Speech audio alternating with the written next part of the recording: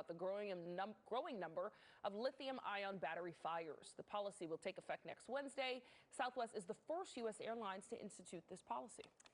If you're a foodie, then you're likely to travel some distance to grab your favorite dish. Absolutely. Nearly a third of Americans have traveled somewhere just for the food. That's according to a new study done by Talker Research. Out of 2,000 adults, 22% said they've crossed state lines to buy a certain food or snack, while 10% have gone as far as another country to satisfy their craving. Wow. So which countries have the best snacks? Okay, topping the list, Italy, not surprised there, 23%.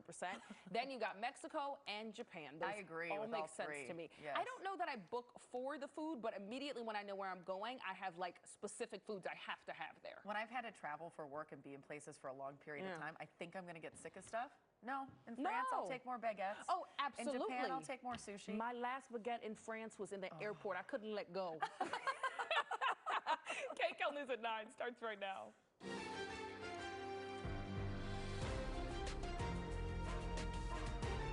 This is Kcal News Mornings.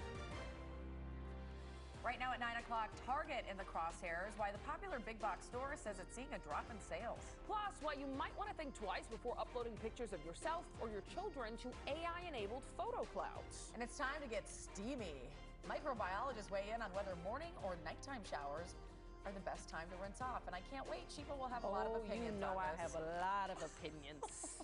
Just do both. Good morning. Exactly. You're watching Kcal News Mornings at 9. Today is Wednesday, May 21st. I'm Jamie Yukas. And I'm Sheepa Turk. Thank you for joining us this morning. We want to get over to our Rick Montanez. He's doing our Coffee with Kcal segment today, talking with a lot of interesting people in Claremont at Sanctuary Coffee. Hi, Rick. Hey, good morning. You know, the coffee's great. It's flowing. The conversation is going. We've got a wonderful place here that is hosting us at Sanctuary Coffee. The baristas are making great drinks this morning, and we are having great conversation with people here in the community. There's a conference room back here where we've been chatting with people. What concerns them? Some of it is housing. Some of it is insurance. There's a lot to talk about, and we'll be here to have that conversation with you this morning. All right, Rick, thank you so much. We can't wait to get back to you and see who you're chatting with. But right now, we need to talk about the forecast. Yes, we do. It's going to be so hot. Yeah, the iced latte sounds like the good choice today if you're grabbing a coffee this morning. I want to show you these temperatures because we have widespread 70s. That's about the earliest. We've seen 70s almost everywhere in the past week or so. Corona, it's already 72. Temecula, you're a couple degrees away from 80. It's 9 o'clock in the morning. Fullerton 71, Santa Clarita 72, Palmdale 75. There is a next weather alert. We've issued one for today and tomorrow for hot temperatures away from the coast. You saw how warm it is already this morning. We will continue to build that heat throughout the day today. The areas under alert this afternoon would be the metro area away from the beach of LA and Orange County, San Gabriel Valley, San Fernando Valley, Santa Clarita Valley, all of the IE and the Antelope Valley as well. Full sunshine at LAX where it's already 67 degrees. Full sunshine looking down on the San Gabriel Valley from Mount Wilson. It is 66 degrees. We will see some coastal clouds we have in Orange County. They're burning off. It'll be a sunny afternoon. We will be hot today and tomorrow, but the weekend looks to be a winner. Downtown Los Angeles today, mid to upper 80s. We're looking at mostly sunny skies throughout the afternoon. Lunch hour warm, 85 degrees into the mid to upper 80s at 3 o'clock and staying in the 80s through 6 o'clock. Your highs today, lots of 9s. 99 for our valleys, 99 for the Inland Empire, 96 for the high desert. Los Angeles today, 88. We'll talk about why the weekend's going to feel a whole lot different, and that's a good thing. We'll have that coming up right now. Traffic with Kamina. Good morning. Hi, good morning. Happy Wednesday. Let's get you started right now with the crash I have on the 60 westbound. This is right at San Gabriel Boulevard. The middle lane is blocked off, and that backup is building out of the city of Industry, which was already slow, and now it's staying slow past that 605 freeway. So overall commute will take you about 31 minutes to get through. That's from Azusa Avenue to San Gabriel Boulevard. You could take the 10. Now, heads up on the 10. We've got slowing through West Covina and then past at 605, but the overall speeds are a little bit better, so it will help you somewhat. 210 though, that is jam-packed this morning heading westbound. This is a look with our next traffic camera through Arcadia this morning. You can see how slow it is, again, moving away from the camera. 47-minute ride from the 57 over to Lake Avenue. And the rest of LA, lots of red out there on that 405, on the 101, on the 110, on the 710, right around the 105. So wherever you would decide to go today, because it is so busy, make sure you give yourself at least a 20-minute head start as you head out the door. Inland Empire, though, you're improving. Cajon Pass, you were seeing yellow now as opposed to red. And that 91, same deal. This is a look at the Cajon Pass. Going to leave you with this because you can't see it's moving a little little bit better. Jamie and Sheba, back to you. That's good news. Kalina, thank you. Some breaking news now. A United flight bound for LA has to return to Hawaii after a bomb threat. Assignment manager Mark Liu at the desk with details. Mark, we heard from that one passenger. What an ordeal. Yeah, it really was. Really disappointing for everybody who was on this flight headed from Honolulu to Los Angeles. The FAA says this plane turned around in midair and returned to Hawaii because of a security threat. But a passenger we talked to says an airport manager told them it was a message written on a bathroom mirror. Now, let me show you some video, actually the radar logs here of United Airlines flight 1169. Took off about 9:50 last night, Hawaii time. Started its eastbound journey towards LAX across the Pacific Ocean, but about 90 minutes into the flight, look at that, a very sharp turn west, right back to Honolulu International Airport. That's where the plane landed because of a security threat. Now, I got some video that I want to show you and some pictures. This was from a passenger named Avery Sarzo who talked to us on the phone a little bit earlier. She said that after landing at Honolulu Airport, the plane was taken way out to the edge of the runway where all the passengers were deplaned. They were lined up on the runway like that. This is some video from the inside shortly after they landed.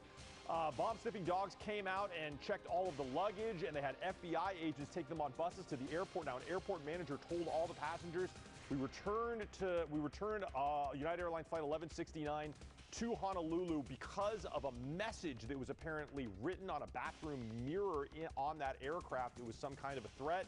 So the FBI is now going to be searching that plane from end to end to make sure there was nothing explosive on that plane. We'll let you know what the FBI says and Homeland Security says when we get a full report from them. That's it here from the desk. I'll send it back to you. All right, Mark, thank you so much. Some major retailers seeing a drop in sales, and there's many reasons for this, partly due to tariffs. Today we're hearing the news, though, from Target. Target officials also say there's been backlash to their rolling back of DEI efforts. Kcal News reporter Tina Patel is live in Woodland Hills with reaction from Target customers. I've also heard from people, Tina, this is a more expensive place to shop than some of the other retailers out there.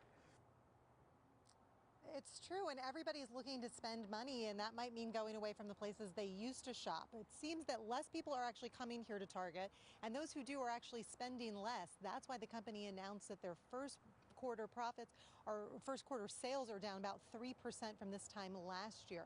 Now, company executives say that the downward trend will likely last throughout the year. They say there's a lot of economic uncertainty right now because of the president's trade war, and consumers have pulled back on their spending. Target says they're doing what they can to absorb the extra cost of tariffs. They're trying not to raise prices. They're also trying to reduce their dependency on China. Right now, about 30% of their store label products come from China. It used to be 60% back in 2017, but they say shifting more of their sourcing to the U.S. will take time.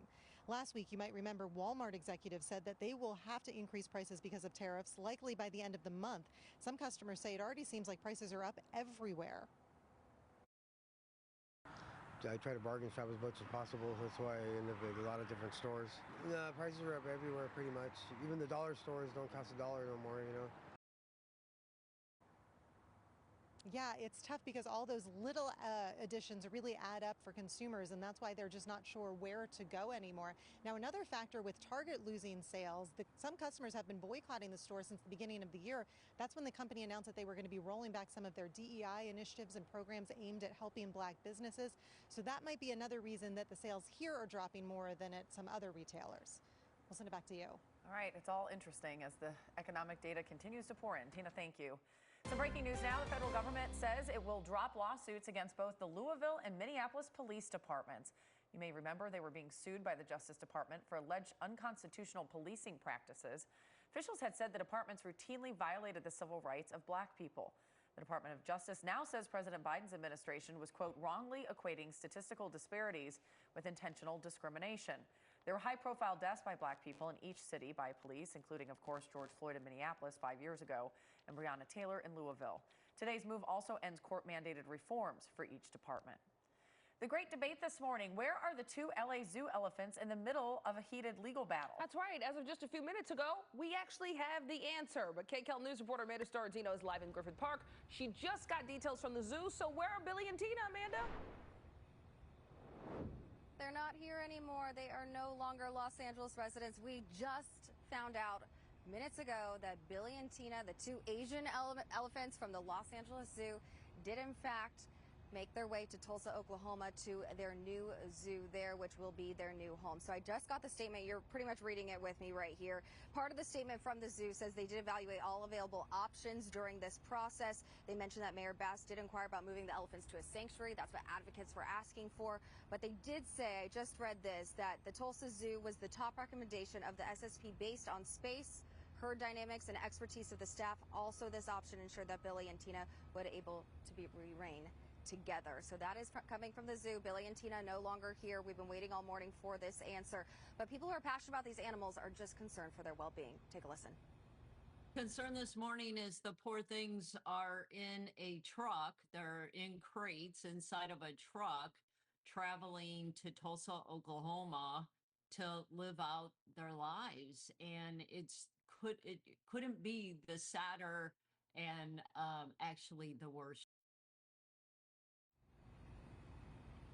So that is Judy Mancuso, the founder and president of Social Compassion in Legislation. It's a political animal advocacy group. So she, along with many others, are concerned about the Asian elephants. Billy, who's now 40, Tina, 59, who have been calling the LA Zoo home for years now. And their enclosure, it was empty yesterday. There were reports that they may have been transported early in the morning, Tuesday morning. And so there's a lot of questions. We had Kcal go overhead yesterday. We didn't see the elephants. We checked this morning again. We did not see them. And advocates were out here all morning long saying maybe, just maybe, those elephants might still be here. They might just be inside the barn because it was hot, or being prepared to be crate trained in order to travel. But as we learned just minutes ago, Billy and Tina have now gone to Tulsa, Oklahoma, which last month the zoo did announce that they would be moving to Tulsa's Elephant Experience and Preserve there. That plan sparked protests, lawsuits, and an outrage. Last week, a judge declined to block the move. But one of the lawsuits is specifically pointing to accusations against the city and LA Zoo's CEO, Denise Verrick, claiming she has been redirecting and misusing public funds that are supposed to be meant for animal care at the zoo, which has a lot of advocates concerned why Mayor Bass would allow her to make this decision for the elephants. Take a listen. It just reeks of corruption, special interests, and for Mayor Bass to pick this path over her constituents, donors, allies, colleagues, the science, and elephant experts is just really short-sighted and just the wrong decision. So again, Billy and Tina are now at the new zoo in Tulsa, Oklahoma, and animal advocates say this fight is not about where these animals are, it's where they should be. So, you know, maybe their future, it does include a sanctuary space for them, what advocates really hope for. If you would like to see that happen, you are urged to reach out to city leaders, possibly now in Tulsa, Oklahoma as well, along with ours here in Los Angeles. But I know this is very disappointing for all of us who go to the Los Angeles Zoo. We will not be able to see Billy and Tina here any longer. Back to you guys. I'm just glad to know what happened. Exactly. And we hope that in the end, this is what's best for them. Yes. Amanda, thank you so much. Time right now, 9:10, a helpful community institution. Next, we're going to sit down with the executive director of the Pasadena Senior Center